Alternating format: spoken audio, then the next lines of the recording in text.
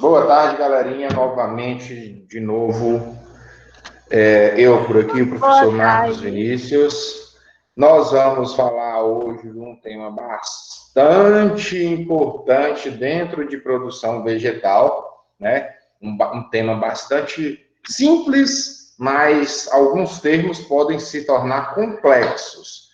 Então, para que vocês não tenham nenhum tipo de dúvida, tá? Eu quero que vocês parem, perguntem, qualquer dúvida, parem, pergunte, tá bom? Bem, hoje tá bom. nós vamos falar sobre propagação de plantas e cultivo protegido. Nós vamos iniciar o cultivo protegido, né? Falar sobre cultivo protegido, mas nós vamos adentrar mesmo na próxima aula, que vamos falar aí sobre hidroponia, tá? Bem, vocês estão visualizando minha tela? Sim. Sim.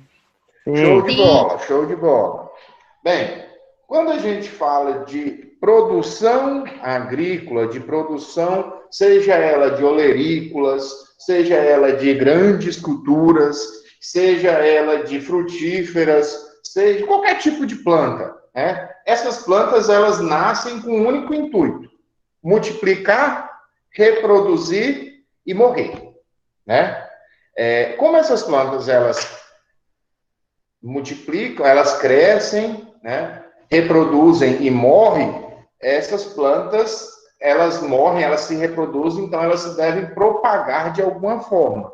E qual é a forma de propagação das plantas? Bem, basicamente existem dois tipos básicos ali de propagação de plantas ou de multiplicação de plantas. O primeiro é da forma assexuada, tá? E o outro, também chamada de propagação vegetativa, e o outro é a propagação sexuada.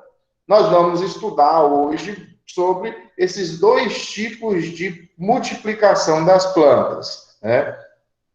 O método assexuado ou vegetativo, que a gente utiliza de partes da planta aí para se fazer esse processo de multiplicação, e a sexuada é que tem a troca de gametas ali, e essa troca de gametas, ela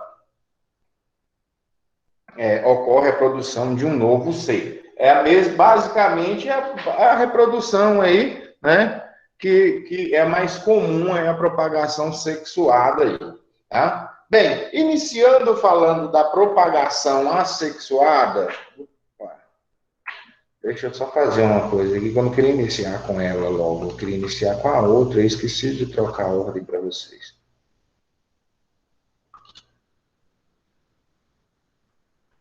Opa!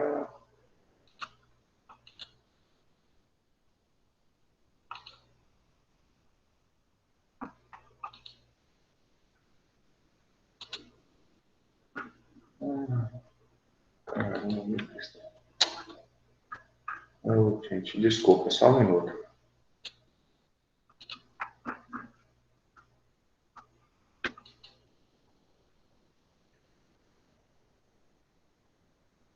Poxa, tinha mudado.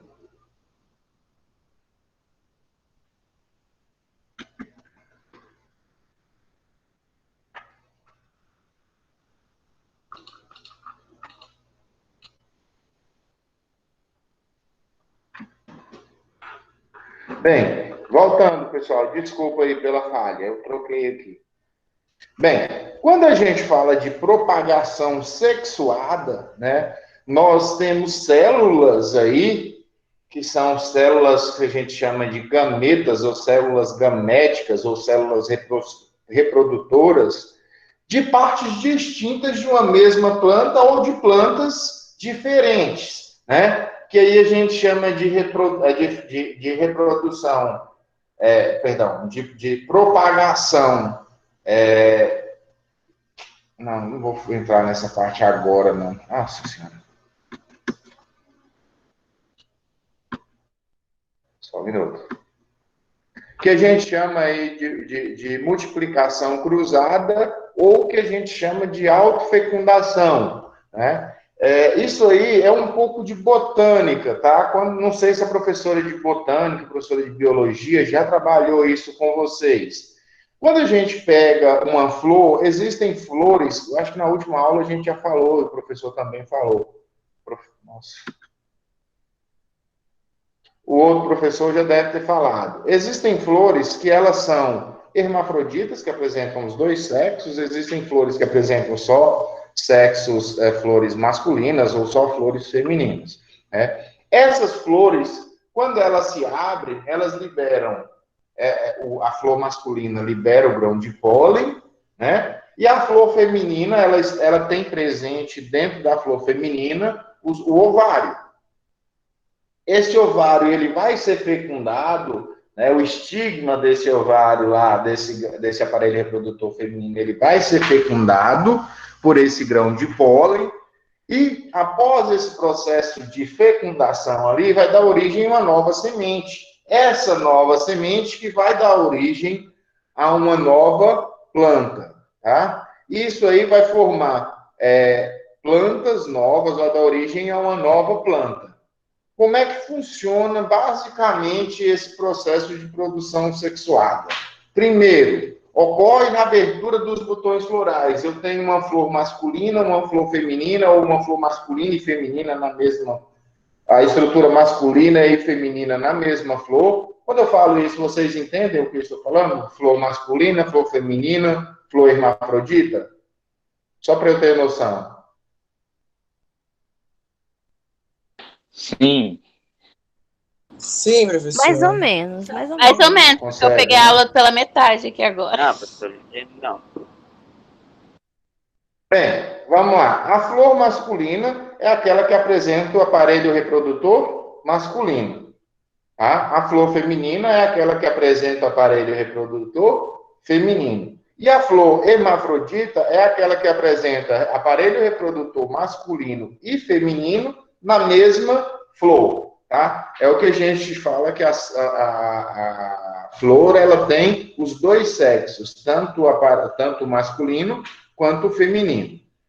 Pode ser que essas flores masculinas e femininas elas estejam presentes na mesma planta, ou pode ser que elas estejam presentes em plantas distintas. Por exemplo, uma abóbora. É bem comum na abóbora apresentar flores masculinas e flores femininas, né? Ou então até mesmo numa melancia, tá? Isso é bem comum no maxixe, no chuchu. Isso é comum de acontecer no mamão. Vocês já devem ter ouvido falar de pé de mamão macho. Alguém já ouviu falar isso? Pé de mamão. Ah, esse é um pé de mamão macho, mamão de corda. Já ouvi falar já. E aqui em casa tem, professor. Aqui em casa tem. Em casa já deu também. Aqui a minha também tem também. O pé de mamão, vamos dizer assim, vamos falar do mamão macho, a planta do mamão macho, ela não apresenta flores femininas. As flores femininas que vão dar origem a frutos. Né? Então, esse pé de mamão macho, essa planta de mamão macho, ele não vai dar origem aos frutos. Por isso que a gente deve eliminar o mamão macho aí dentro da produção. Tá, beleza. Essas flores, elas se abrem, né, num processo chamado de abertura dos botões florais, que a gente chama de antese, não precisam decorar esses nomes, tá? Libera esse grãozinho de pólen, esse grão de pólen, ele vai sair do aparelho reprodutor masculino e vai cair no aparelho reprodutor feminino, né?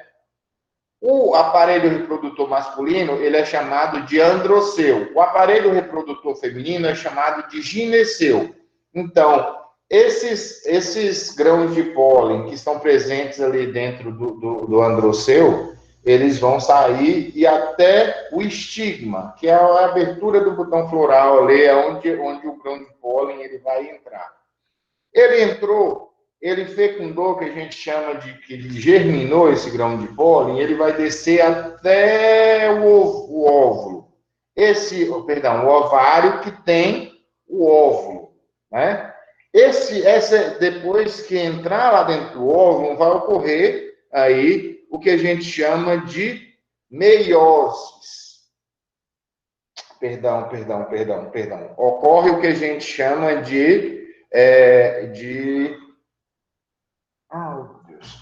vai ocorrer o que a gente chama de fusão gamética, né? Fusão do gameta masculino com os gametas femininos. E aí vai ocorrer a fecundação. Isso aí vai depender da quantidade de óvulos que tem dentro daquele ovário, que vai dar origem à planta, a uma grande quantidade de sementes, ou então a uma única semente. Tá? E aí vai formar as sementes.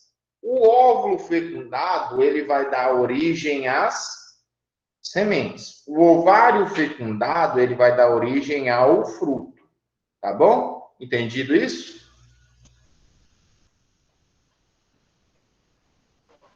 Beleza. O silêncio seu Mais ou menos. Quando vocês ficarem em silêncio, eu vou compreender que vocês entenderam. Bem, esse indivíduo que foi formado ali, que foi criado, vai ser uma abóbora, um tomate, uma melancia, enfim, tá? Esse indivíduo foi formado ali através dessa união gamética, né? E formou-se essas novas sementes e deu origem ao novo fruto. Essa semente, ela vai ter características diferentes. Por que vai ter características diferentes? Porque as plantas, elas se propagam, né? A gente disse na última aula que essa propagação, ela pode ser de várias formas.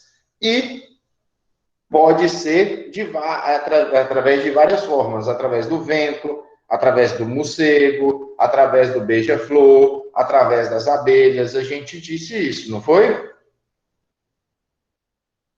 Sim. Bem, quando essas abelhas, vamos falar das abelhas, que elas sobrevoam uma flor masculina e vão numa flor feminina, elas estão levando o grãozinho de pólen ali, né?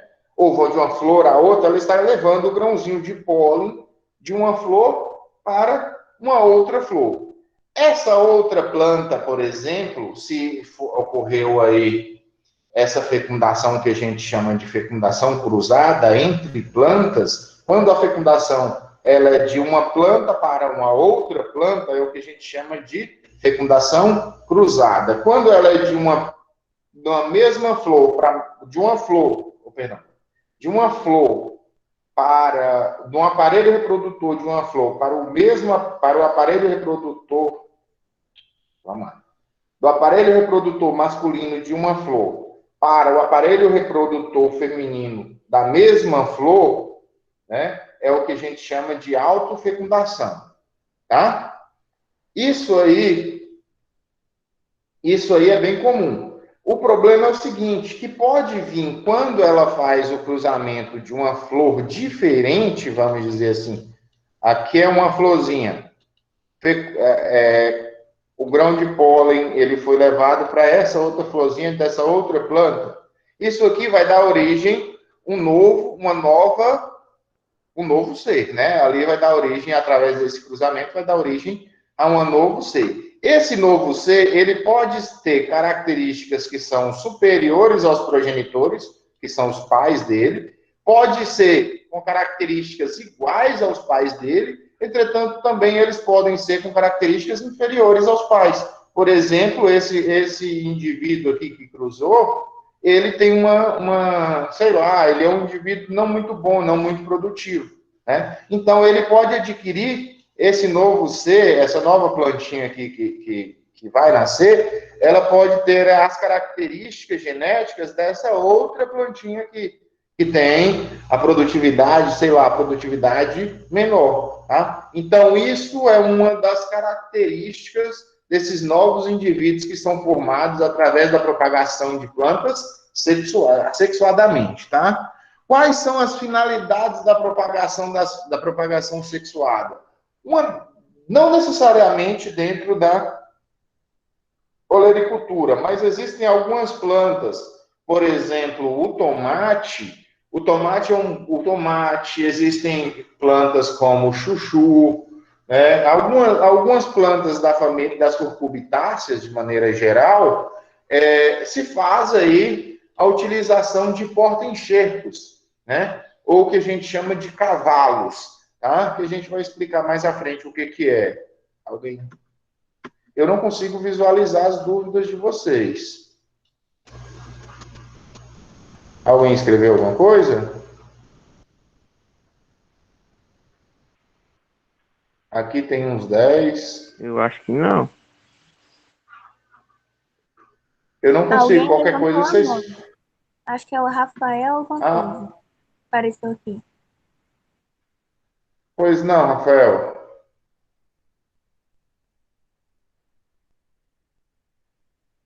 Pois não?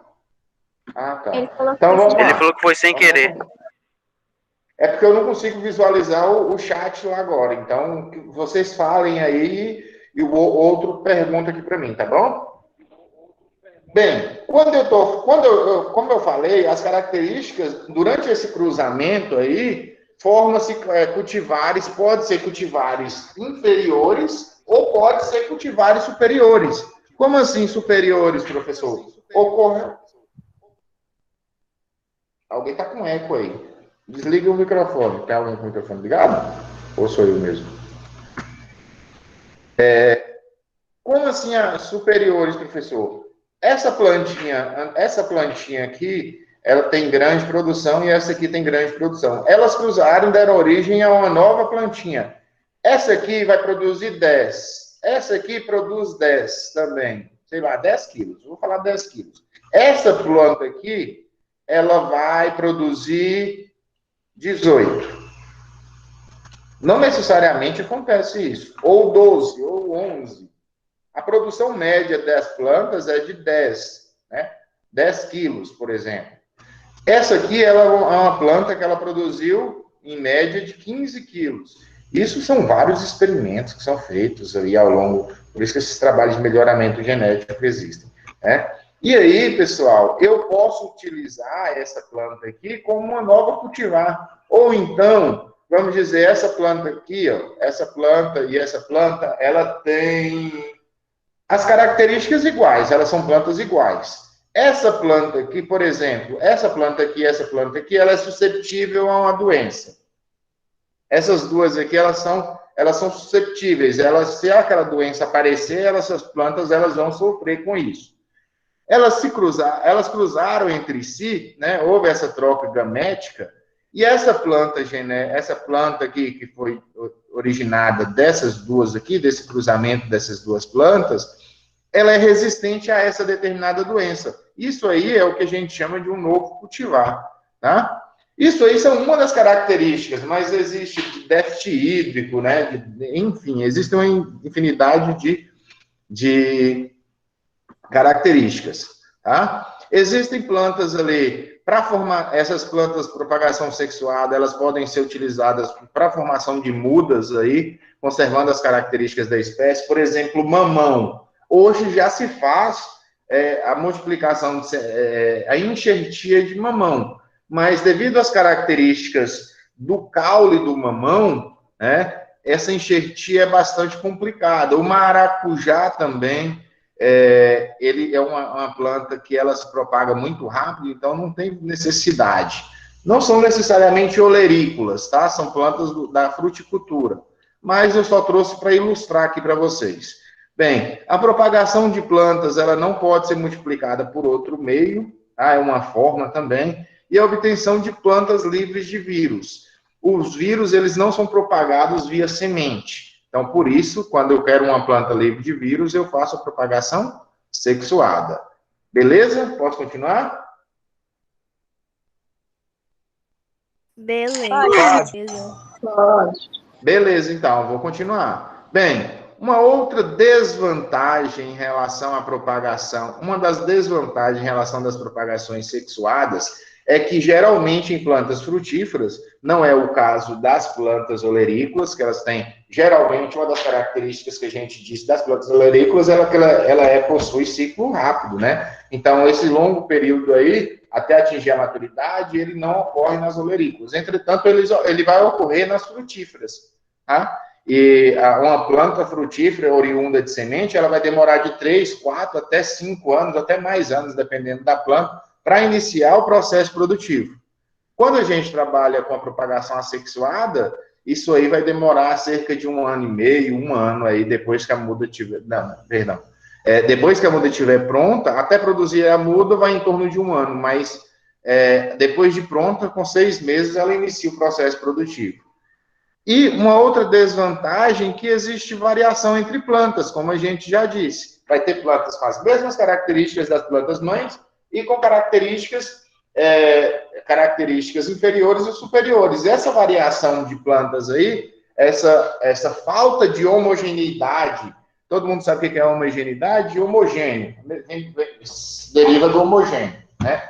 Essas plantas que elas não são homogêneas, elas não são iguais, não são parecidas, elas vão crescer em épocas diferentes, tamanhos diferentes, variação de tamanho. Isso tudo vai comprometer o processo, principalmente o processo de colheita dessas plantas.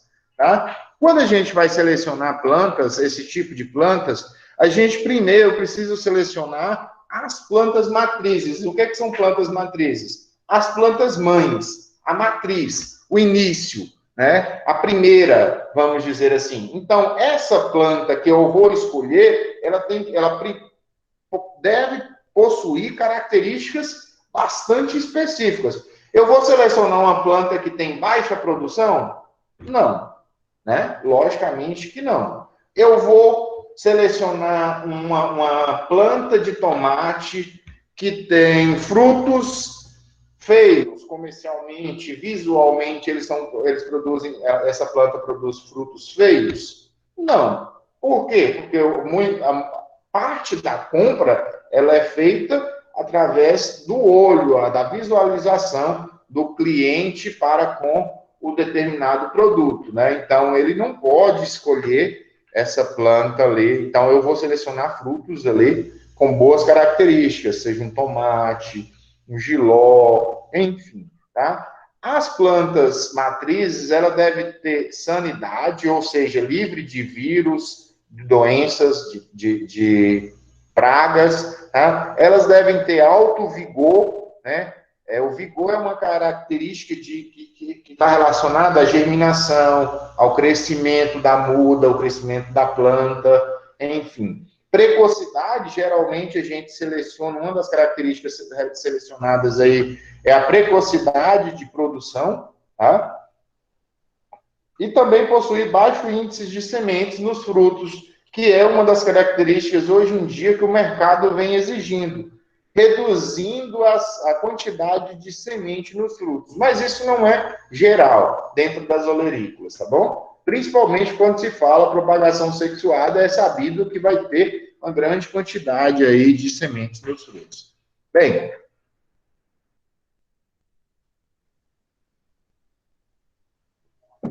quando a gente fala de propagação sexual ou propagação sexuada, quando a gente utiliza sementes, ela vai ser utilizada de duas maneiras. Para a semeadura direta, aquela semeadura que é feita direto no campo, ou então aquelas quando utiliza aí para a produção de mudas, como a gente está vendo aqui abaixo, nas bandejas de isopor, né?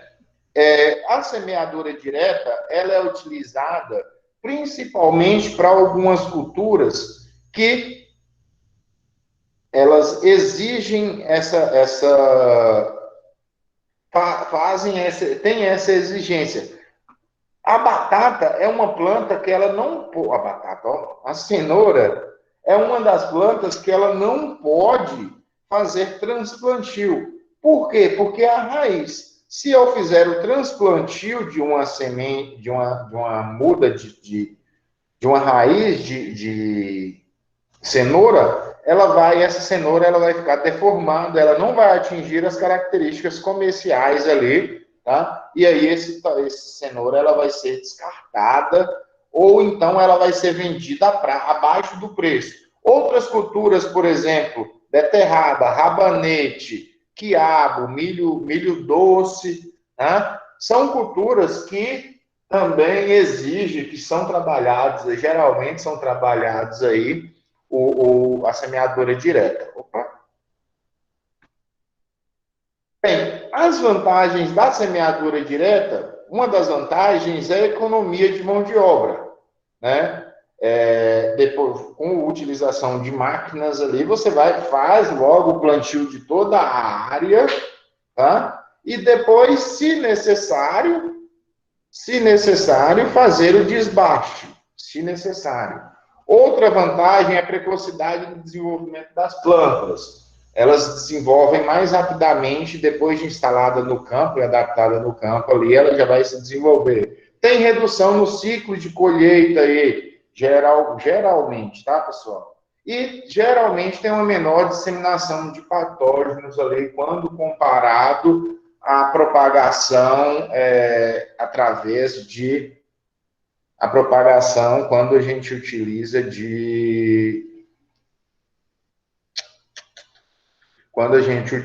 a propagação, oh meu Deus do céu, a semeadura utilizando mudas, tá? Porque esses substratos ele pode ter a presença de algum patógeno e disseminar.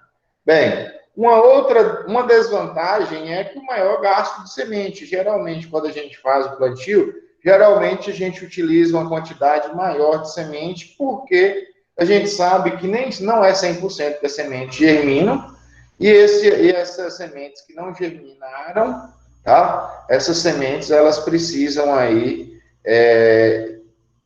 iniciar essa fase de desenvolvimento, Essas sementes que não germinaram, elas precisam ser plantadas uma quantidade a mais aí de sementes e posteriormente desbastar. Isso também é uma desvantagem. Consequentemente, vai ter uma maior dificuldade na aplicação de alguns tratos culturais iniciais, por exemplo, esse desbaste aí. Aqui há uma imagem bastante característica, né? De uma empresa, a Isla é uma das grandes empresas aí de sementes de olerícolas, né?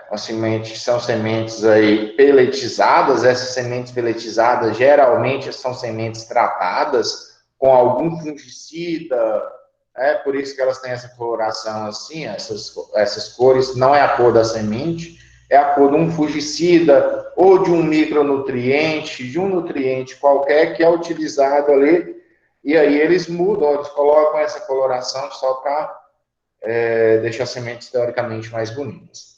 Bem, outro método de propagação é o método de... Meu Deus. Aí.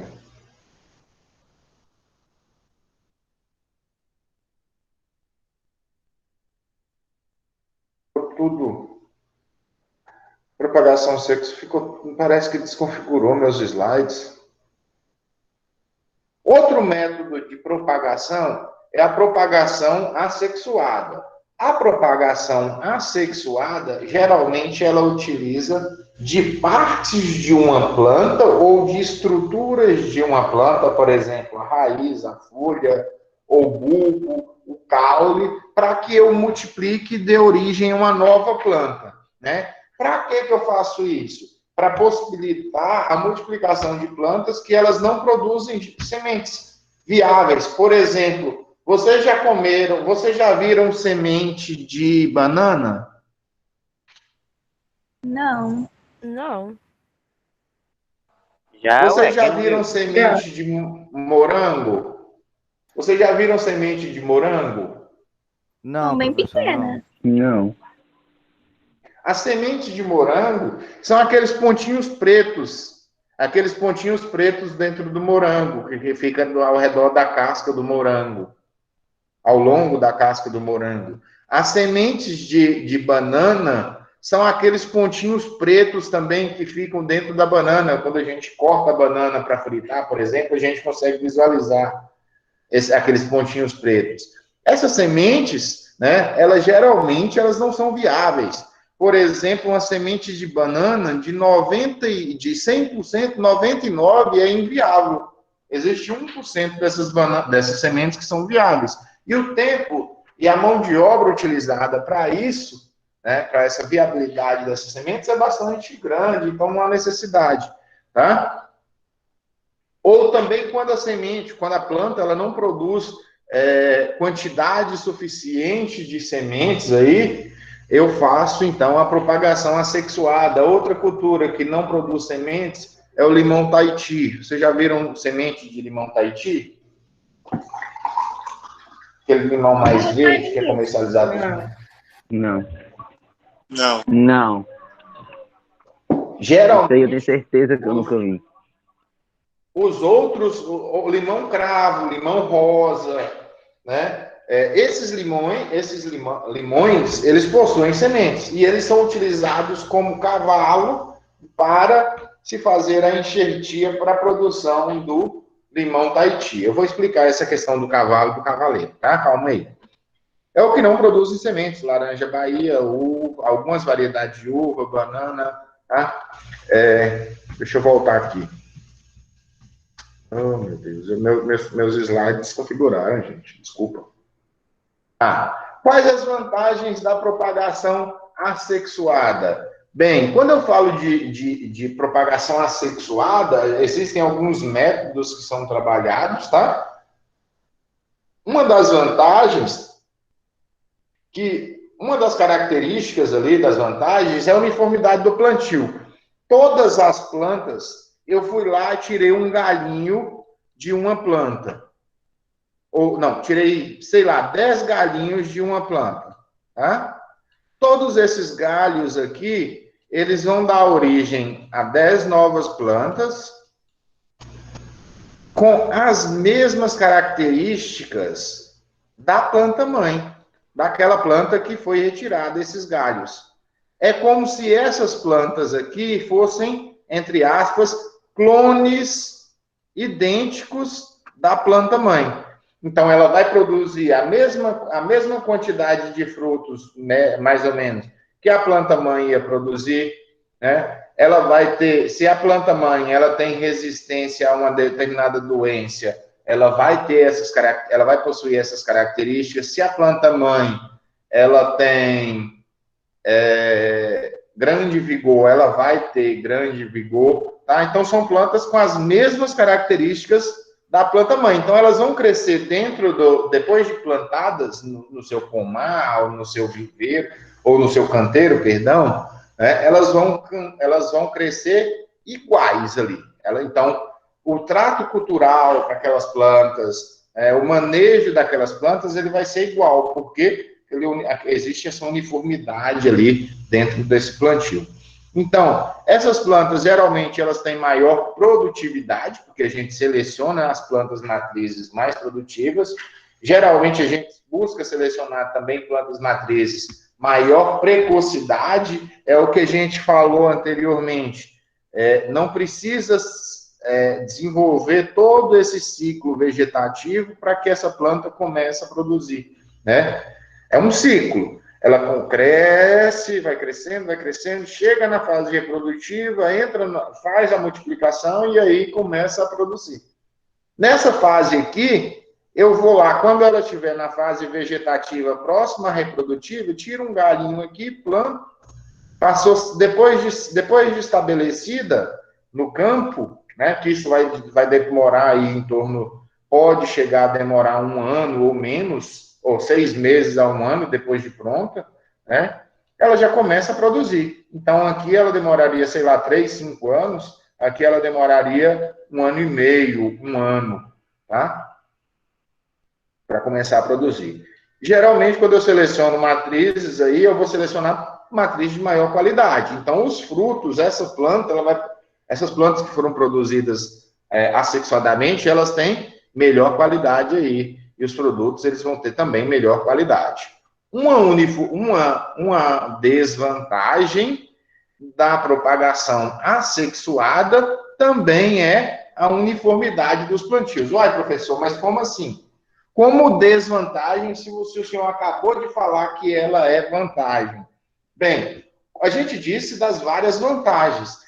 Em relação às desvantagens da uniformidade do plantio, por exemplo, se aquela planta for atacada por uma determinada praga ou uma determinada doença, todas as outras plantas poderão ou deverão, se eu não fizer o controle dessa praga, dessa doença, poderão ser atacadas por essa praga, por essa doença. Entendido?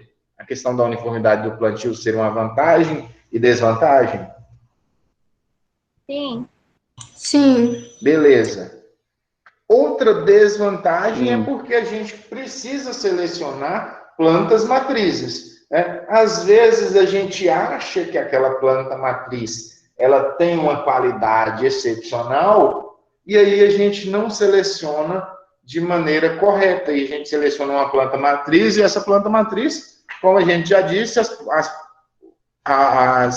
plantas oriundas daquela planta matriz, ela vai crescer com as mesmas características. Isso aí pode ser um problema também. Beleza? Quando a gente fala Professor. Pois não. Se essa planta matriz tiver alguma doença, as pequenas correm risco dela também? Provavelmente, quem fez a pergunta? Matheus. Quem fez a pergunta? O Matheus, uma ótima pergunta sua. Parabéns, sério mesmo, muito boa. Provavelmente, Matheus, bem lembrado que eu esqueci de falar isso. Provavelmente, se a planta matriz ela tem uma doença, se eu colocar para fazer essa multiplicação, provavelmente não vai chegar nem a ocorrer o pegamento, tá? Dessa parte vegetativa. E se essa parte vegetativa, seja o ramo, folha, flor, galho, enfim, pegar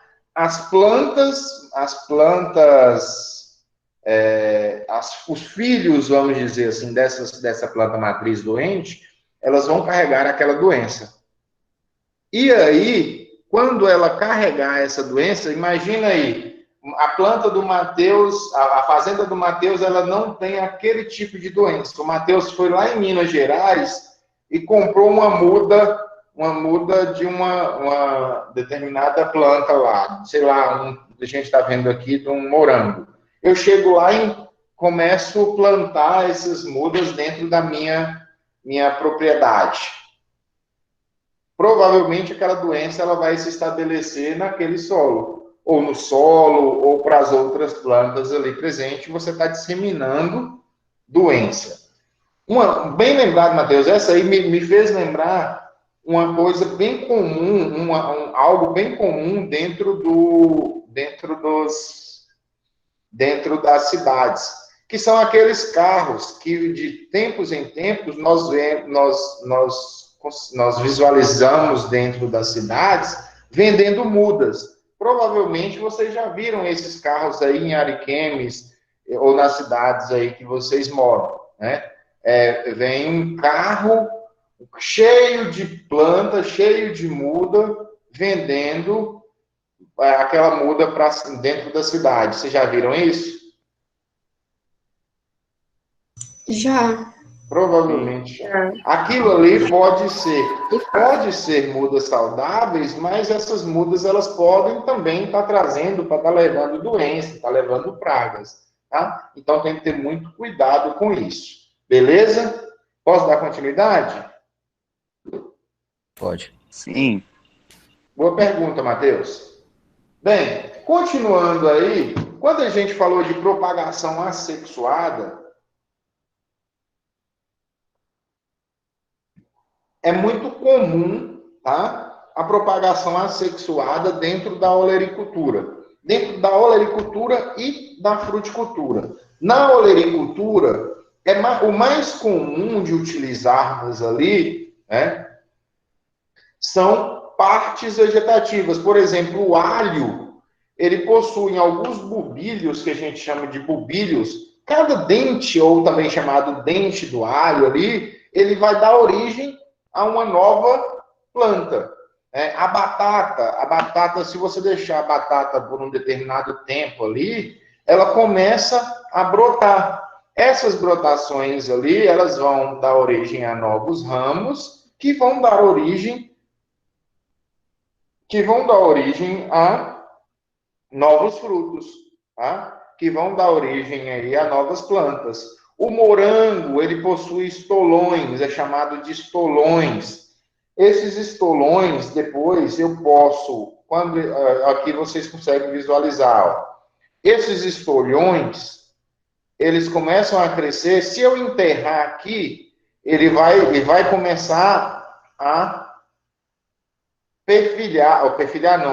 a crescer as raízes aqui. Posteriormente, eu posso vir aqui, cortar e levar essa muda de morango para um outro local, um outro ambiente.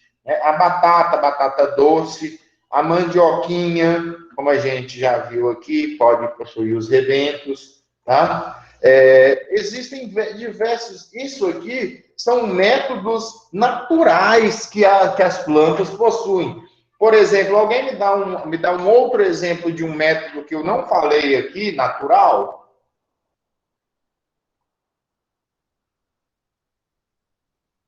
Alguém lembra?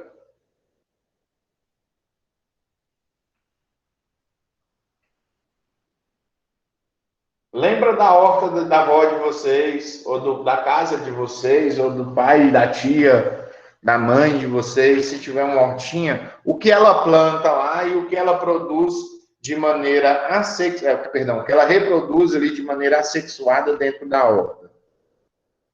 É bem comum. Alguém? Sim? Como? Não entendi. Cebolinha? Não entendi ainda. Cebolinha. Cebolinha. Cebolinha. Cebolinha. Geralmente, a cebolinha, ela possui uns bulbozinhos, né? A gente usa a parte aérea e se a gente enterrar aquele bulbo ou parte daquele bulbo ali, vai enraizar e vai dar origem a novas cebolinhas. Isso aí é um método de propagação assexuada de espécies. A cebolinha, ela também produz semente, pois não? O pé de café também, não é? Ou não? Não. Eu não lembro do café produzir mudas na base dele, não. Na verdade, o café não é uma cultura que eu tenho tanto conhecimento assim, eu não posso te afirmar. Mas eu não lembro dele produzir mudas na base dele, não.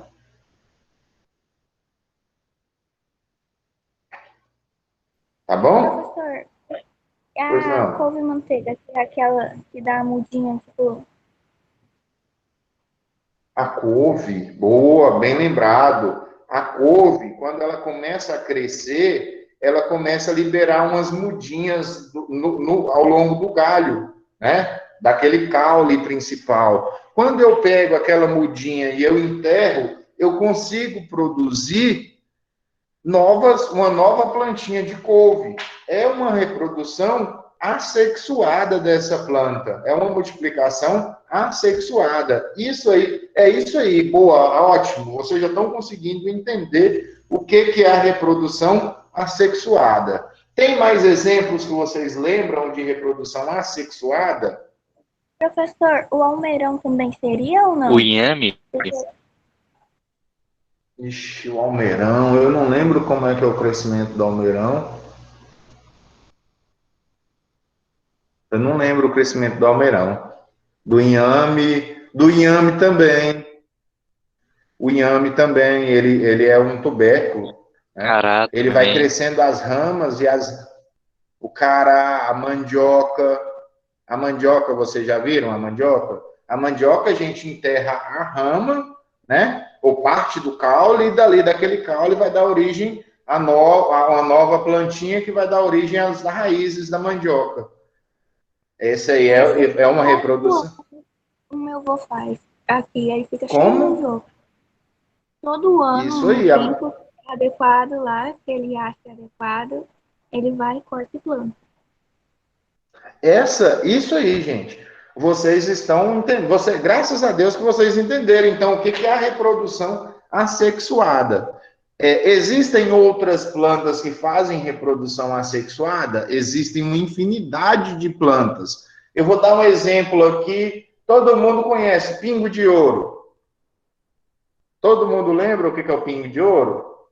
Não. Geralmente é utilizado para Não. fazer cerca, para colocar em jardim. Ah, sim.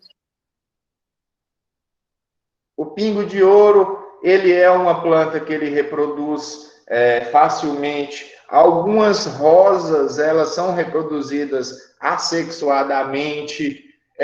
Rosa do deserto, todo mundo já viu? Sim, E na minha principalmente casa aqui. tem um monte. Minha mãe tinha uma. Se eu cortar parte do galho da rosa do deserto e enterrar parte daquele galho, ele vai dar origem a uma nova plantinha, né? Isso aí é propagação assexuada, é uma outra forma de propagação que não é natural, mas é uma forma de propagação assexuada. A bananeira, todo mundo já viu a bananeira? Sim.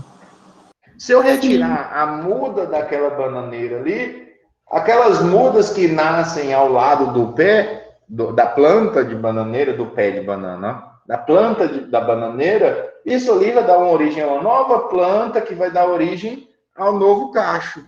Né? O pé de E banana tem que cortar ele para ele dar mais, né? Para ele dar mais broto. Isso aí, tem que desbastar, né? Mas aí você tem que desbastar de maneira ordenada. Tem toda essa questão deve ser considerada quando a gente vai trabalhar com a banana, né? Com a bananeira. Outra planta, o abacaxi. O abacaxi é uma planta que reproduz assexuadamente. Ela tem os rebentos, né? Ela tem a coroa, ela tem os rebentos, que aquilo, a partir dali, se eu enterrar e cultivar, eu vou dar origem a novas plantas. Tranquilo? Tranquilo. Sim. Bem, Sim. existem algumas plantas, como a gente já disse aí, a mandioca, que ela reproduz por estaca. Parte daquele segmento da planta, ou do caule da planta, ou da rama, eu enterro, eu enterro essa parte da planta ali, e ela vai propagar, vai dar origem a uma planta com as mesmas características da planta matriz. Qual a vantagem disso aí? É uma técnica de baixo custo, é a mesma técnica utilizada para a rosa do deserto, né? Tem um galinho, eu pego esse galinho, parte desse galho, enterro ele dentro de um substrato, e a partir de determinado período, isso aqui vai começar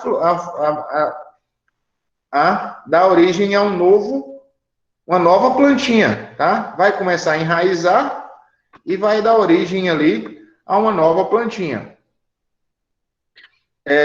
Não tem problema de compatibilidade enxerto com porta-enxerto e tem uma maior uniformidade. Se eu tirar 10 plantas aqui, provavelmente se eu tirar 10 galhos aqui ou 10 folhas, essas outras 10 plantas ela vai ter a mesma característica da planta mãe.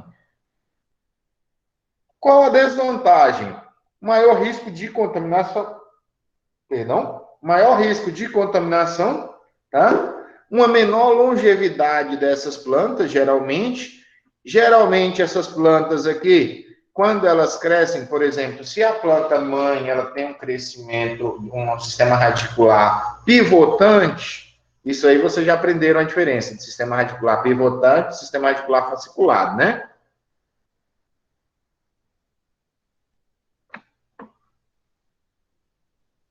Creio que já. Bem, aquelas plantas que crescem por estaquia, elas não vão ter aquele crescimento radicular pivotante, tá? Ela vai ter um crescimento radicular fasciculado. Me dá um exemplo de um crescimento radicular fasciculado e dá um exemplo de um crescimento radicular pivotante. Deixa eu ver aqui alguém.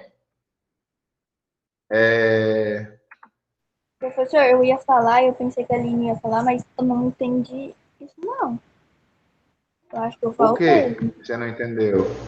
Esse O negócio que de você não rádio entendeu? é uma coisa. Não entendi, desculpa. Peraí, só um minuto. Oi, Isabela, quem não entendeu, me fala para eu repetir, por favor, o que que não entendeu? Essa parte que o senhor falou de radiculada, alguma coisa assim. Eu O achei sistema diferente. radicular. Vamos, ó, presta atenção na imagenzinha aqui, ó.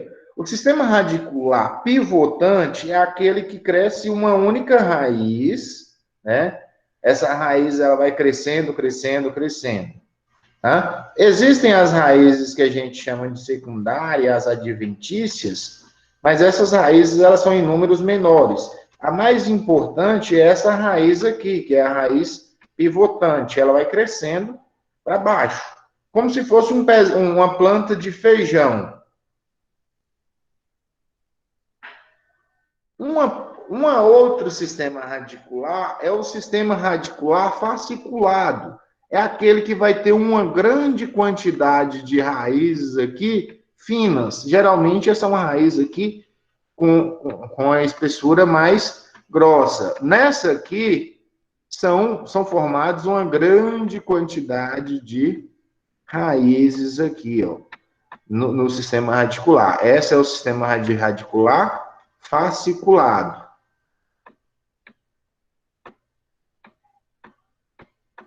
Nesse sistema encaixaria, por exemplo, a salsinha, o coentro, por causa das raízes pequenininhas? Isso. Aqui eu teria, por exemplo, o tomate. O tomate, um feijão, o que mais? Uma planta que tem um sistema radicular mais profundo, mas alguém lembra? Aqui nesse sistema radicular fasciculado nós temos o milho verde, o milho para tirar da pamonha, tá? Entendido agora, Isabela? Sim. Beleza. Alguém não entendeu? Quer que eu repita? Professor, você poderia repetir? Eu me embananei toda. Agora. Vamos lá.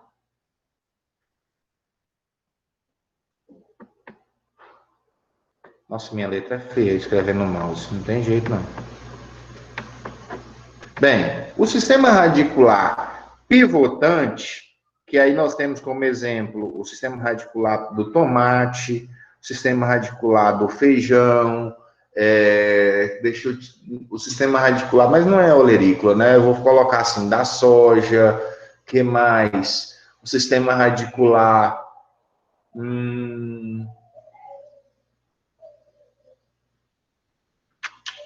Alguém me lembra aí? Deixa eu ver alguma cultura aqui que eu vou lembrar do sistema radicular. Isso aqui é um sistema radicular pivotante, ó, de uma cenoura. É um sistema radicular pivotante, tá? Porque vai crescer geralmente vai crescer essa raiz mais grossa aqui. Quando a gente tira uma salsinha, por exemplo, um coentro, uma cebolinha, ou até mesmo o morango, né? O sistema radicular, ele é chamado de fasciculado aqui, tá? Esse aqui é o sistema radicular fasciculado. Entendido essa diferença primeiro? Agora eu consigo entender. Beleza. Esse aqui é o fasciculado, esse aqui é o pivotante. Bem, quando a gente faz a multiplicação, por exemplo, por estaquia, essa planta, se eu vou multiplicar, por exemplo, uma planta de feijão, eu vou fazer, não que o feijão se multiplique por estaquia, mas eu vou fazer a estaquia de uma planta de feijão. E o sistema radicular dessa planta de feijão é pivotante. Quando eu faço uma estaquia, o sistema radicular ele vai crescer de maneira fasciculada. Entenderam isso? Sim. Vai! Agora! Entenderam? Mãe, tá brigando aí? Entendi, professor. Então, beleza. Vamos continuar. O custo de produção, geralmente, ele pode se tornar mais caro, tá? O outro método de reprodução é a enxertia, pessoal. A enxertia não é tão comum para as olerícolas, mas devido a algumas doenças que acontecem aí, pode ser que seja necessário se fazer o processo de enxertia, né? Ele é um dos principais métodos de propagação. Aí nós temos a propagação por enxertia, por garfagem, por mergulhia, por estaquia não, por borbulia, garfagem ou própria enxertia mesmo. As vantagens, geralmente utilizado nas fruteiras, citros, pêssego, ameixa, goiaba, tá? E ele vai, quando a gente vai fazer a enxertia, a gente vai buscar juntar, por exemplo, o benefício de uma planta com o benefício de outra planta. Como assim? Vamos dar o exemplo do limão Tahiti. O limão Tahiti, ele não produz semente, correto? Então a gente sabe que a reprodução dele é única e exclusivamente assexuada. Quando a gente trabalha, a gente pega um limão cravo que ele não tem, geralmente, ele não é um limão tão comercial por suas características de casca mesmo, né? As pessoas não gostam muito da casca do limão cravo. Mas é um limão saboroso, mas ele não tem uma casca muito comercial, vamos dizer assim. O que a gente faz? Planta, faz a utilização, o plantio de uma semente de um limão cravo. Esse limão cravo, ele começa a crescer, né? E aí eu vou cortar essa parte aérea desse limão cravo, vou pegar um galinho do limão Tahiti e vou inserir naquela base daquela planta de limão cravo. Depois de um tempo, aquelas duas plantas, elas vão se fundir como sendo uma planta só. Quando acontecer isso aí, essa parte de cima da planta, né, do Tahiti, ela vai começar a crescer. Por que vai começar a crescer? Porque o que a gente chama de os fotoassimilados, né, os nutrientes, eles vão começar a translocar. Eles vão começar a se translocar da raiz para a parte aérea, da raiz para a parte aérea, da raiz para a parte aérea. E aí, o que vai acontecer? Aquela planta, ela vai ter a parte aérea de limão Tahiti, mas a base é do limão cravo. O que tem isso? Por que se faz isso? O limão cravo geralmente é uma planta com bastante vigor. Então ele vai absorver bastante nutriente e vai jogar para a parte aérea. Por consequência, essa parte aérea ali, ela vai começar a produzir uma grande quantidade de frutos. Entenderam o processo da enxertia? Sim. Sim. Beleza. Então, para se fazer a enxertia, nós precisamos de cavalo, né? Ou também chamado de cavaleiro. Todo mundo já viu um filme de alguém andando a cavalo, ou já andou a cavalo, correto? Bem, como é o processo de enxertia? Imagina que aquele cavalo, ele vai ser montado, ele vai ser enxertado ele vai ser montado pelo cavaleiro, né? Ou pelo enxerto, ou pelo garfo, ou pela borbulha ali. Nós vamos encaixar, é como se tivesse encaixado. A planta de baixo, que a gente chama de porta-enxerto, ele geralmente é oriundo de semente, que geralmente são oriundos de semente, que são bem vigorosos, E o sistema radicular é pivotante. Por que é importante ter esse sistema radicular pivotante? Porque geralmente o sistema radicular pivotante, ele busca maiores profundidades. Ele buscando maiores profundidades, o sistema radicular dele ele vai crescer mais. Ele vai buscar mais água, vai buscar mais nutrientes, né? Quando eu pego esse porta-enxerto, depois de estabelecido o tamanho ideal, eu corto, faço a enxertia, é como se fosse um encaixe, né? O cavalo está aqui, eu vou e encaixo o porta-enxerto, ou, perdão, o enxerto. E depois eu venho e amarro. E essa planta ela vai começar a crescer. Depois vai soldar aquela estrutura ali, né? E essa planta ela vai começar a crescer com as características daquela planta de cima, da planta de cima. Isso acontece bastante em fruteiras, mas também pode acontecer em tomate, em chuchu. Por que isso está acontecendo nessas plantas? Porque existe algumas plantas que são bastante desejadas, vamos dizer assim, pelo mercado externo, né? Em relação às características de frutos, que elas são susceptíveis a algumas doenças. E aí, estão se fazendo, já existem trabalhos que eles estão enxertando, né, fazendo esses porta-enxertos, enxertando algumas variedades que são menos suscetíveis, entretanto, elas não possuem as características desejadas pelo mercado. Consequentemente, se faz essa enxertia nessas plantas ali, tá? Para se livrar dessa doença, por exemplo. Esses porta-enxertos oriundos também podem ser oriundos de estaquias ou mergulhias, que é outro método de enxertia, tá? Que a gente mostrou, que é o método do morango. Do morango aqui é um método de mergulhia, tá bom? Esse método aqui, esse porta-enxerto aqui, eles geralmente são menos vigorosos quando comparado aos de semente. Porém, eles são mais uniformes. Então, aí você tem que botar na balança para saber qual é melhor, qual é o pior desses métodos, tá? Qual desses porta-enxertos? Qual que deve ser o selecionado para ser utilizado ali?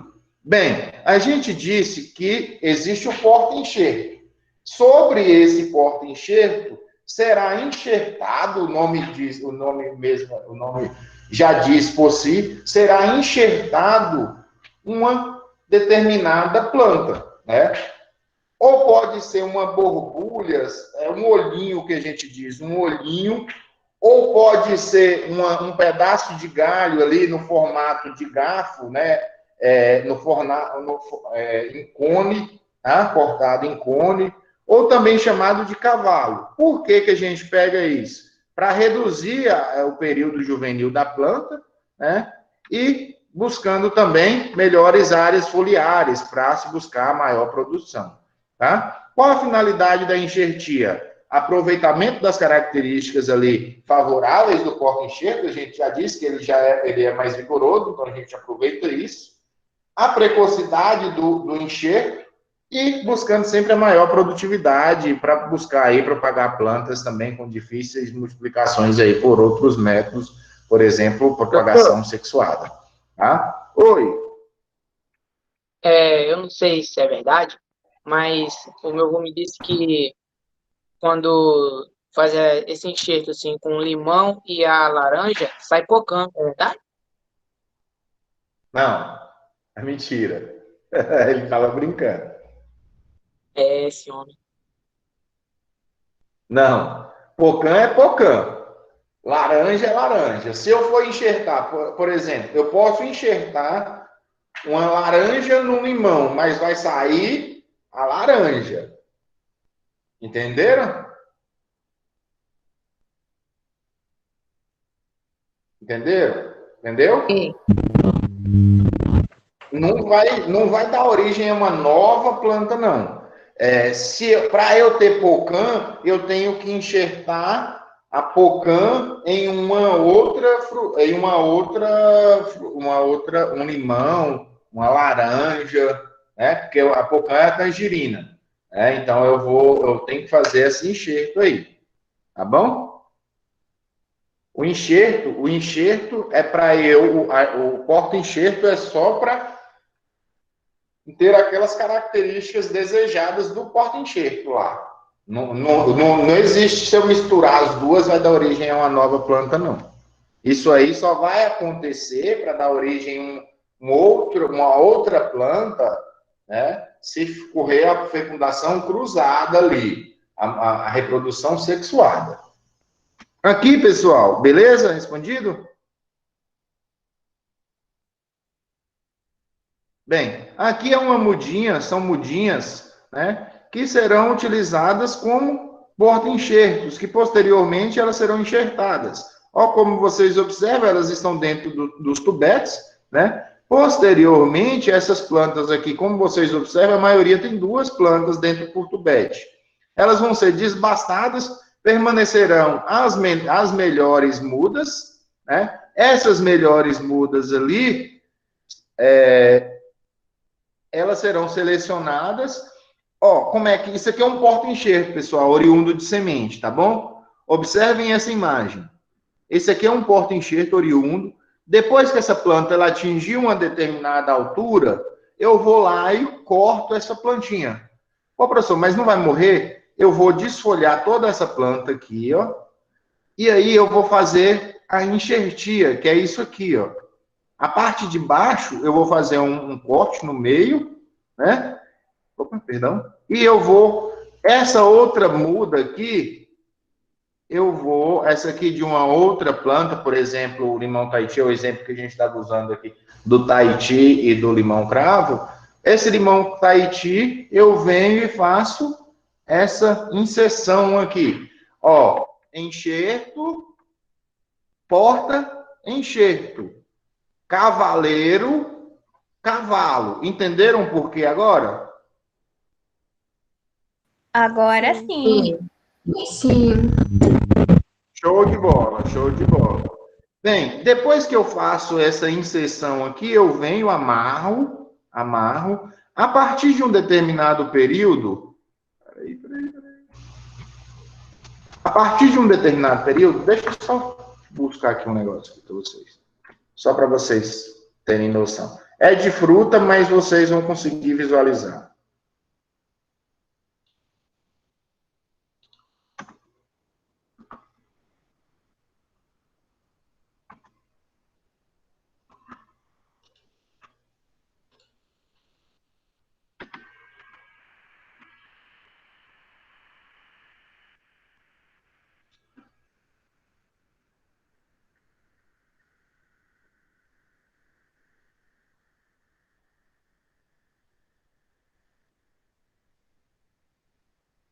Só um minuto.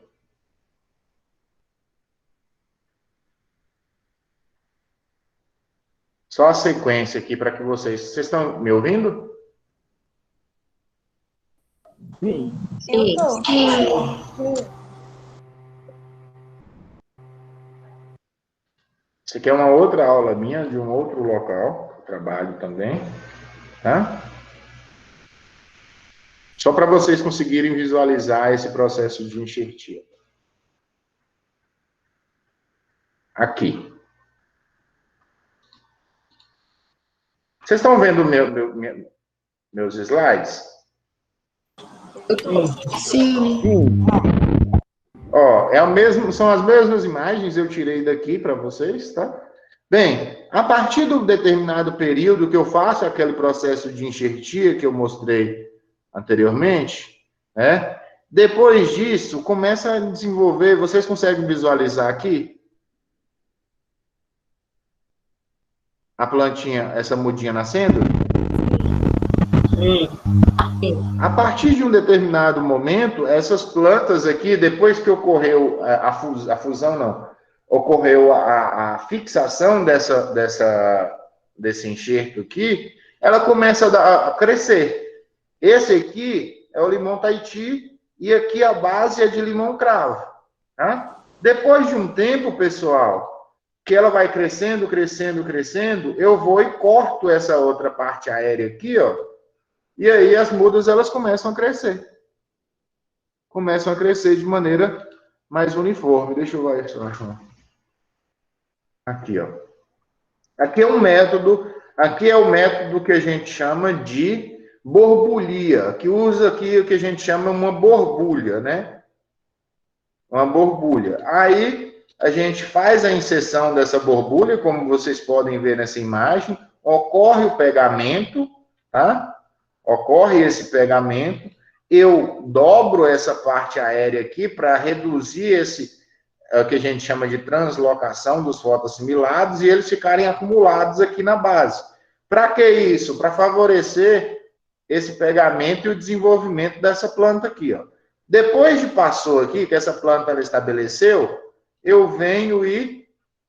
Tá vendo o que está acontecendo? Tá vendo? Eu venho e corto essa planta aqui.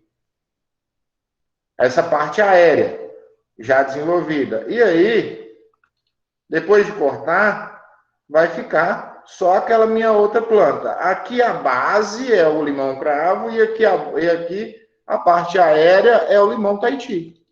Né?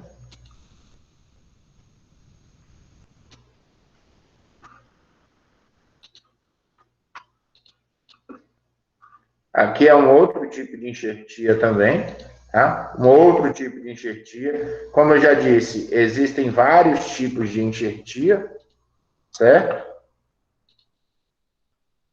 Bem, enfim. Entenderam o processo de enxertia?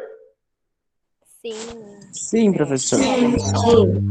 Show de bola. Vamos continuar. Para que eu faço tudo isso aí? Para que vocês precisam saber de tudo isso? Porque durante o processo de produção agrícola, produção vegetal, produção de olerícolas, vocês precisam produzir mudas, né? Sejam elas sexuadas, sejam elas sexuadas.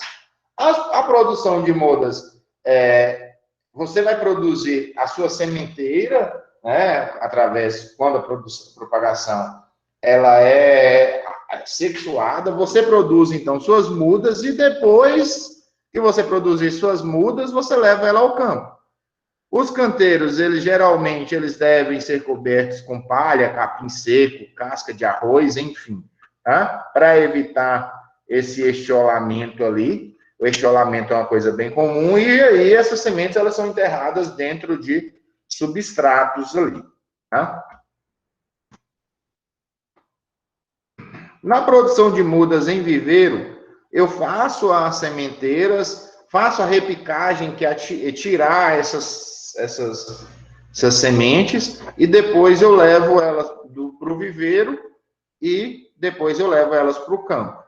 Na produção de mudas em recipientes, pode ser em saquinhos, pode ser em copos, enfim, eu faço aí a multiplicação dessas mudas, tá? E depois eu vou levar elas ao campo. E também posso fazer essa multiplicação em bandeja de isopor. Isso vai depender, qual que eu devo escolher, professor? Vai depender muito, pessoal. Depende de quê? De quanto tempo essa muda ficará no recipiente.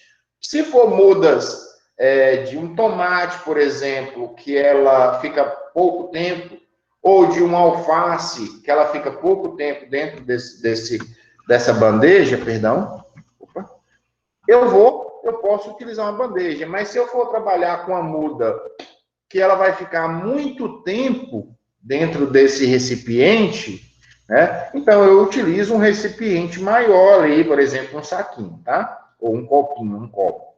Bem,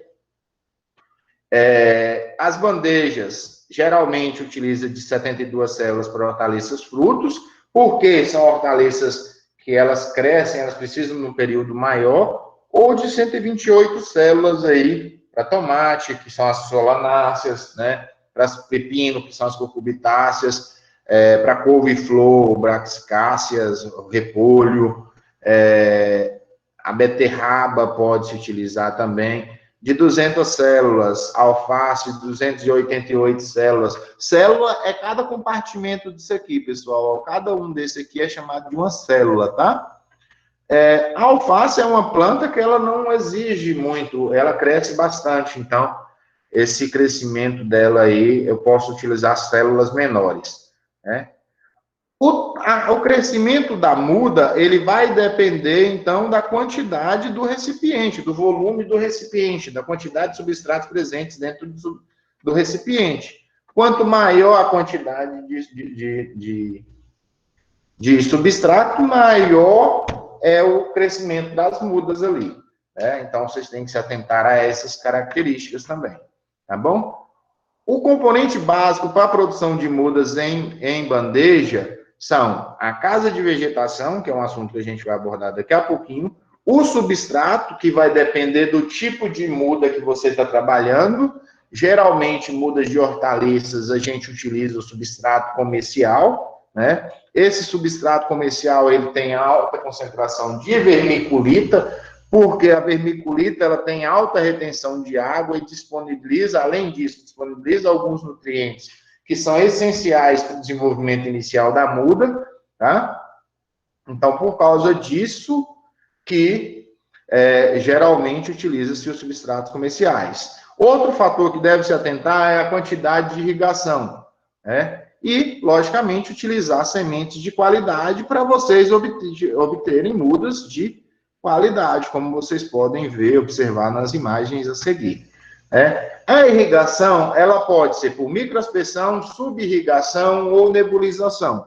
Vai depender da cultura que vocês estão trabalhando, tá? Geralmente, a microaspersão ou a nebulização são as mais comuns ali. A subirrigação, ela também pode ser utilizada, mas não é tão comum. A semeadura, geralmente utiliza-se a semeadura manual. Porém, para fazer a semeadura manual, você vai ter um custo um pouco maior, né? Então, esses custos aí, eles devem ser, custos com funcionários, eles devem ser maior. Se você está fazendo uma semeadura mecanizada, logicamente, você vai ter uma escala industrial, como a gente viu nessa imagem aqui. A quantidade de mudas é muito grande, né? Então, vocês não podem manualmente ficar fazendo essa produção de mudas ali, ou semeando manualmente ali, tá? Então, geralmente, se faz um investimento ali de equipamentos para se fazer a liberação dessas sementes. Por quê? Oxi.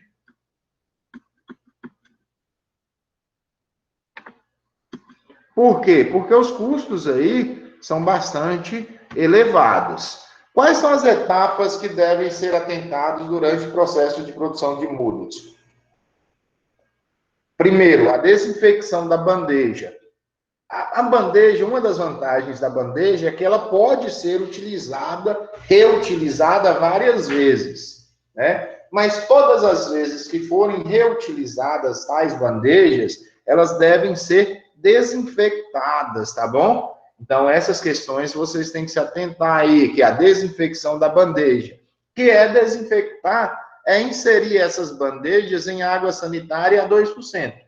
Em 100 litros de água, diluir, em 98 litros de água, adicionar 2 litros de água sanitária. E deixar ali por um determinado período de tempo, depois eu lavo ela em água corrente e eu posso reutilizar novamente. Bem, após isso, eu coloco o substrato na bandeja. Alguém ficou com alguma dúvida? Ô, professor, Eu coloco Oi, eu pois tenho não. uma coisa que esse negócio das bandejas também pode ser utilizado para hidroponia? Não, a hidroponia é outra técnica. É tipo as Mas esponjas, pode ser. né? Geralmente utiliza a esponja fenólica. A gente vai falar dela daqui a pouquinho. Mas pode sim também utilizar das mudas aqui por bandejas na hidroponia também. Não é errado não, tá? Só que tem que ter alguns cuidados aí que eu vou explicar para vocês. Beleza? Bem, depois disso, pessoal, eu coloco o substrato na bandeja. Eu pego minhas bandejas, coloco o substrato, encho as minhas bandejas de substrato e molho essas bandejas ali para o substrato assentar naquela bandeja, né? Depois de molhar essas bandejas e completar essa água, né, eu faço a semeadura de cada bandeja numa profundidade de acordo com a cultivar, com a espécie que eu estou trabalhando. Depois disso, eu vou e venho fazendo uma outra irrigação para molhar e eu faço outras irrigações posteriores até o desenvolvimento daquela planta para levá-la ao campo, né? Eu faço adubação, por exemplo, se eu for trabalhar com a muda, os substratos comerciais geralmente não precisam, mas se eu for trabalhar com a muda que ela vai permanecer um período maior dentro daquele determinado local, eu preciso fazer uma adubação de acordo com a necessidade da cultura. Eu preciso fazer um controle de pragas, por exemplo, formiga, né? Algumas pragas que atacam a cultura ali antes de levar ela para o campo. Tá? Outra coisa que eu devo fazer quando eu trabalho com bandeja é a poda aérea. Isso é uma coisa que, como se fosse quase que obrigado a se fazer. O que é uma poda aérea, professor? Explica para a gente. Não sei se vocês já viram, as mudas, elas devem ser posicionadas, elas devem ser colocadas em bancadas suspensas. Essas bancadas suspensas, essas bandejas, elas são encaixadas aqui, elas são encaixadas em fios de arame aqui, de arame farpado.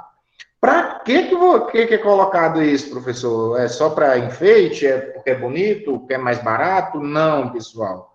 O que eu faço? Por que eu faço isso? Para eu evitar que um fenômeno ocorra, que é o que a gente chama de fototropismo negativo, ou, perdão, positivo. O fototropismo, calma aí que eu vou explicar o que é positivo e o que é negativo. Para evitar que o fototropismo ele ocorra, né? E, logicamente, estimular o crescimento de raízes laterais ali. Bem, o que é fototropismo? Fotoluz, né? Tropismo, trópico. Está relacionado, o fototropismo, pessoal, ele está relacionado ao crescimento da planta, pode ser contrária à luz ou a favor da luz. A parte aérea, ele cresce a favor da luz. Então, a plantinha, quando ela está iniciando o crescimento, a parte aérea, ela vai crescer a favor da luz, o crescimento dessa planta. O sistema radicular, ele tem fototropismo negativo. Como assim, professor? Ele cresce contrário à luz. Então, ele vai crescer, a parte aérea cresce, a grosso modo, cresce para cima, e a parte das raízes, ela cresce para baixo. Certo? Por que, então, que as mudas, elas são colocadas aqui nessas bandejas suspensas? Como é esse orifício aqui no fundo dessas bandejas, tem um orifício de saída de água, né? Para evitar que essas raízes elas continuem crescendo aqui, para que elas não continuem crescendo, nas plantas, nas raízes, é normal, acontece esse fototropismo negativo. Então, coloca-se a bandeja suspensa, quando as raízes, ela encontra luz ali, vamos dizer aqui, abaixo, né? Ela para de crescer, não saindo aqui para fora das bandejas. Ela não sai para fora das bandejas, e aí começa o crescimento lateral aqui desse sistema radicular. Deu para entender? Sim. Sim. Alguém não entendeu? Posso continuar, então? Acho que pode. Pode. Bem, então vamos lá. Quais as vantagens da produção de mudas de hortaliças em bandejas, pessoal? Quais são? Primeiro, maior precocidade, menor possibilidade de contaminação com doenças, porque essas bandejas, geralmente, elas são produzidas em ambientes fechados. Maior relação percentual entre sementes plantadas e mudas, né? Se eu plantar uma semente, porque eu já utilizo uma semente de qualidade, geralmente vai me dar uma muda. Maior facilidade na execução de tratos culturais, por exemplo, desbaste, irrigação, tratamento fitossanitário, menor estresse por ocasião do transplante, menor redução no ciclo da cultura no campo, produção de mudas de qualidade, tá? Essas são as vantagens. Qual o período de dia? Bem, se for de maneira tradicional, vai ser em torno de 35 dias. Nas bandejas, ele vai ser de 20 a 25 dias. O ciclo no campo vai ser de 45 dias, no modo tradicional, plantando direto no campo. Nas bandejas, depois de sair das bandejas, fica em torno aí de 35 dias. Tá? Cada cultura ela vai ter suas características específicas. Aqui tem do repolho, couve-flor, tomate, enfim, tá? Da berinjela. Aqui nós temos a imagem do transplante do tomate industrializado, depois de plantado. Aqui, cada um tem sua bandeja aqui. Ele vai colocando, é como se ele colocasse dentro de um copinho. Essa bandeja, ela cai, vai rodando e cai. E é liberado ali. Ele vai colocando as bandejas aqui dentro do copinho, as mudas dentro do copinho, e elas vão sendo enterradas aí automaticamente, dentro dos espaços, cada uma dentro dos seus espaços corretos. Isso aqui, pessoal, para o tomate de mesa industrial. O tomate de mesa tutorado, que é o tomate de mesa industrial, não. Tomate industrial, que é aquele tomate que é utilizado para molho de tomate, massa de tomate. O tomate de mesa, que é o que a gente consome para salada, é outra técnica de plantio, tá? É diferente dessa aqui. Bem, olha aqui, para o cultivo hidropônico, nós trabalhamos com o que a gente chama de espuma fenólica, que se produz mudas também. Em menor quantidade, a gente utiliza ali para as olerícolas, mas basicamente é utilizada a espuma fenólica para a produção do sistema hidropônico, como vocês podem ver aqui, tá? Para a produção de mudas para hidroponia. Aqui nós mostramos aqui alguns tomates, mas temos diversas culturas. Aqui nós temos uma abobrinha, pode ser tomate, pode ser qualquer cultura, milho, pode se plantar por hidroponia, né? A produção de mudas aí para hidroponia, tá? Algumas espécies que são propagadas aí por semente, com seus devidos espaçamentos, tá? Por exemplo, a abóbora menina, ela é utilizada de sementes por grama, tem 6 a 7 sementes por grama, né? Utiliza-se, então, por hectare, 600 sementes por hectare, vai produzir em torno de quase 1.000 mudas aí, 800, 900 mudas. Tá? A alface lisa vai produzir em torno de, tem 900 a 1.000 sementes por grama. Vai ser necessário, para produzir 1 hectare, cerca aí de 3.000 sementes. 3.000, quase 4.000 sementes. A beterraba, enfim, aqui temos algumas espécies aqui. A quantidade de espaçamento, qual é o espaçamento requerido dentro do campo? Tá? Pois não. Também planta cenoura na hidroponia?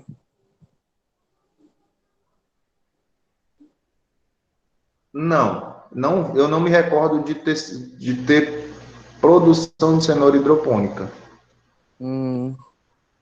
Tá bom, então. Não me recordo. Eu não me recordo, tá? Mas é uma boa pergunta. Eu vou verificar e eu vou te falar, mas eu não me recordo de cenoura hidropônica, coisa que eu nunca vi, não. Geralmente é no campo. Tá bom? E aqui nós temos algumas espécies, beleza? Algumas espécies que se propagam vegetativamente, por exemplo, batata doce, batata inglesa, né, que utiliza aí de ramas, né, de 40 a 50 gramas por tubérculo ali no espaçamento, vai produzir, então, de 2 a 2.500 ramas ali, são necessárias para produzir 1 hectare. Beleza? Tranquilo? Bem, quando a gente fala de produção, principalmente produção de mudas ou produção, nós realizamos essa produção, essa aula até 5h30, né? Vamos até 5 horas aqui, eu termino isso aqui, é mais rápido. Essa produção, ela é feita em ambientes protegidos, que a gente chama de plasticultura. é quando utiliza-se de coberturas para proteger essa cultura que eu estou trabalhando. Uma das técnicas utilizadas ali é o cultivo em solo ou o cultivo hidropônico, que eu posso trabalhar com a plasticultura. As vantagens da plasticultura, né, que tem-se um aumento da produtividade, tem aumento da qualidade dos produtos, acaba com a sazonalidade, porque eu posso produzir esse produto, se possível, se não existir nenhum zoneamento agrícola que não permita isso, ou nenhuma lei agrícola que não permita isso, eu posso produzir isso ao longo do ano todinho, tá? Ou então eu posso aproveitar os adubos defensivos de águas ali quando estou trabalhando com cultivo hidropônico, reduz os efeitos adversos de alguns fatores climáticos, por exemplo, precipitação. Geralmente, se vocês observaram, nos meses de maior incidência de chuva, há uma quantidade de folhosas menor disponível no mercado. Por quê? Porque geralmente essas folhosas, quando elas são produzidas no campo, quando chove, essas folhosas elas sofrem muito com esse excesso de precipitação, porque aumenta a quantidade de doenças, aumenta a quantidade de pragas e elas também sofrem aí com esse excesso de precipitação. Então, o cultivo no ambiente protegido faz com que eu possa produzir ali sem comprometer, né, o ciclo dessa minha cultura. E, geralmente, quando a gente trabalha em ambientes protegidos, eu vou falar isso mais quando eu falar de hidroponia, tá? Geralmente, o ciclo ela é menor. Aqui existem vários tipos de ambientes protegidos, desde o teto em arco, teto em capela, o tipo de capela aberta, capela fechada, tá? Isso há um investimento muito grande aí para se fazer isso com o processo de instalação. Entretanto, ao longo dos anos, como a gente já disse, essa instalação, esses custos, eles são pagos ali porque eu consigo produzir ao longo de todo o ano, né? Se existe excesso de chuva, ali eu quero trabalhar com a cultura, eu posso trabalhar dentro desse ambiente aqui sem comprometer a minha produção. Eu posso trabalhar em túnel alto ou túnel baixo também, que é aquele utilizado no campo, no próprio campo, como vocês podem observar aqui. O túnel alto é as casas de vegetação que a gente conhece, que se comercializa aqui, tá? O cultivo protegido, eu não vou entrar a fundo nele, porque eu vou falar na próxima aula só sobre cultivo protegido, cultivo hidropônico, que é basicamente, quando eu trabalho com o cultivo hidropônico, eu substituo o solo por uma solução nutritiva, tá? Mas eu vou explicar dentre esses cultivos hidropônicos. Aqui é uma técnica de cultivo hidropônico, não sei se todos já viram aqui o cultivo hidropônico. Eu coloco a planta aqui, vamos dizer, essa alface aqui dentro desse local, como vocês podem ver, e de tempos em tempos eu faço liberação de água aqui, ó, dentro desse cano. Essa água dentro desse cano vai, logicamente, né, de tempos em tempos, libera água e essa água tem os nutrientes. As raízes, elas vão absorver essa água e esses nutrientes e vão começar a crescer normalmente. Não vai precisar do solo. Porque o que é o solo? Além de sustentar, essa estrutura sustenta, né? E o solo, ele fornece nutrientes. E o nutriente aqui, ele é fornecido por essa solução. Aqui é uma estrutura básica aqui de uma hidroponia. Alguma dúvida? Professor, como que funciona a hidroponia suspensa? A hidroponia, ela é suspensa.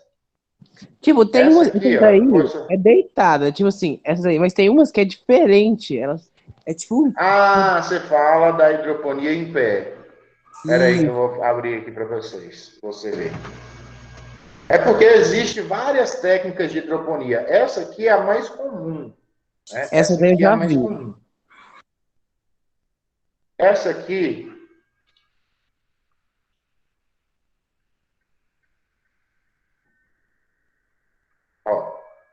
existe essa aqui, a NFT, né? Que é a técnica de nutriente de filme, que de tempos em tempos libera uma quantidade de água, essa aqui é aquela lá que a gente mostrou anteriormente. Existe essa aqui, o aeropônico, tá? Ele não fica com contato com a água, ele fica liberando jatos de água de tempos em tempos aqui, molha o sistema radicular e para, molha e para, mais ou menos assim. Existe esse aqui que fica enterrado, perdão, as mudas elas ficam dentro de uma estrutura, geralmente eles utilizam isopor, né? E aí eles ficam dentro da água, esse sistema radicular, só que o tempo todo essa água ela é liberada, ela é como se fosse, aumenta a quantidade de oxigênio, a ação da água aqui. Raiz não apodrece ficar dentro da água, não? Não, porque a liberação de oxigênio aqui o tempo todo. Ah, sim. Tá? Deixa eu pegar uma imagem aqui para você. Essa é a técnica mais comum de hidroponia.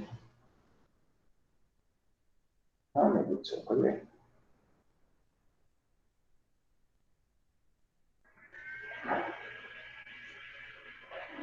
Cadê?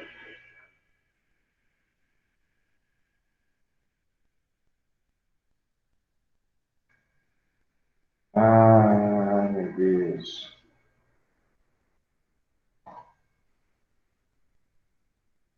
Oi?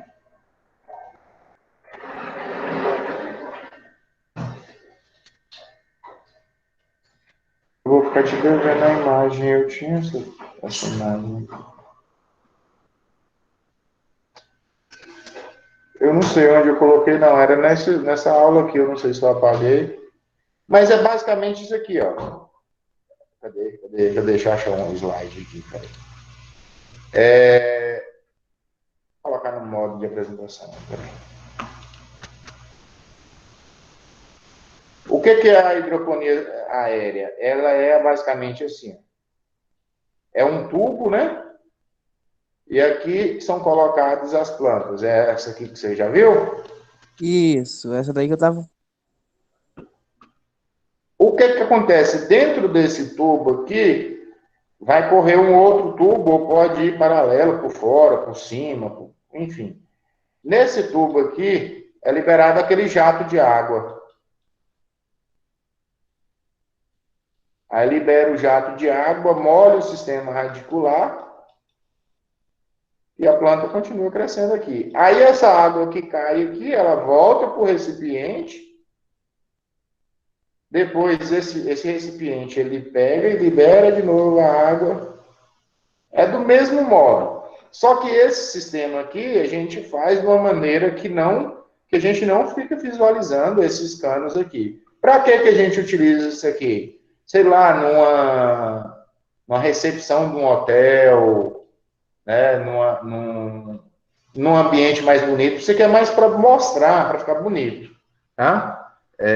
Comercialmente não é bem utilizado, não, mas é bonito, muito bonito de se ver as plantas dentro desse sistema hidropônico. Mas é basicamente solução de água que é liberada aqui de tempos em tempos, vai caindo nas raízes, depois retorna para o tanque e fica aí naquele ciclo. Essa entendeu? água aí tem que ser tratada, né, professor? O que coloca nessa água? Que coloca? O que vai colocar, né? O que vai colocar? Colocar água, não vai ser a água da Copasa lá em Minas. Aí é o quê? A empresa de água?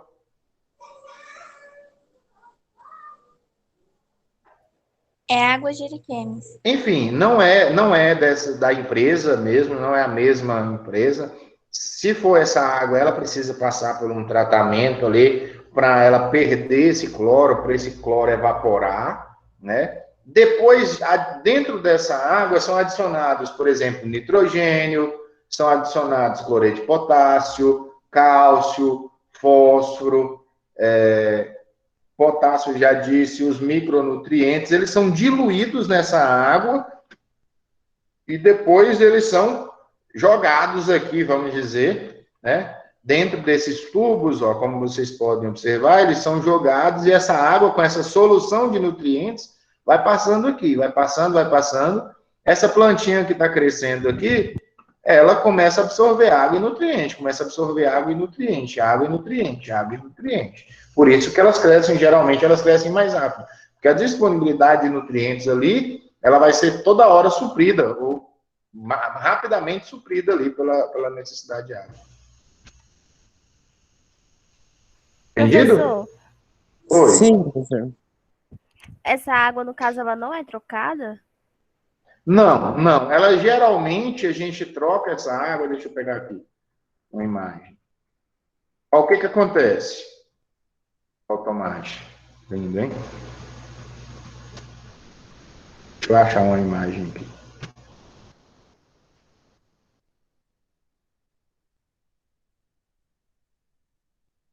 Aqui.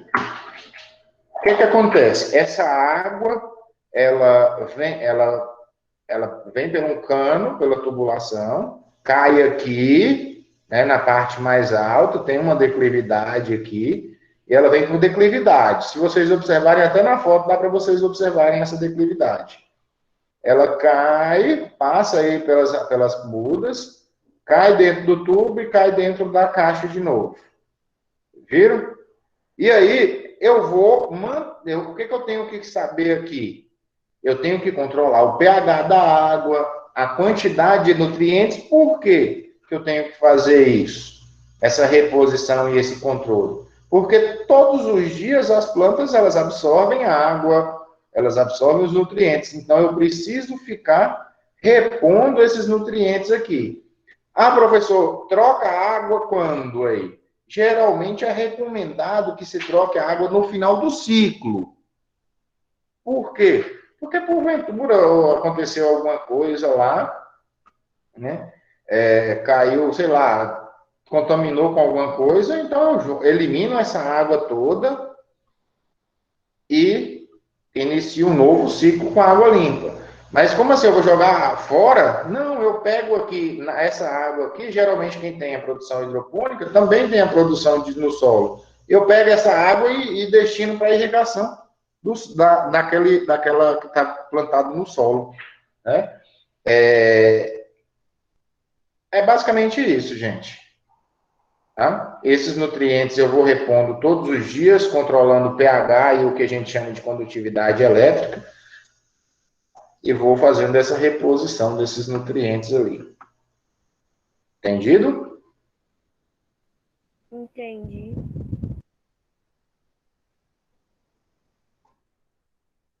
Mais alguma dúvida?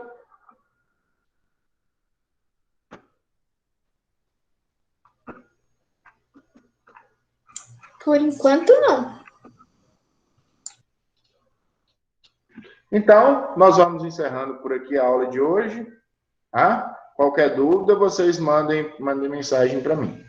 Ok? Ok. Fiquem com Deus. Tchau, tchau, todo mundo.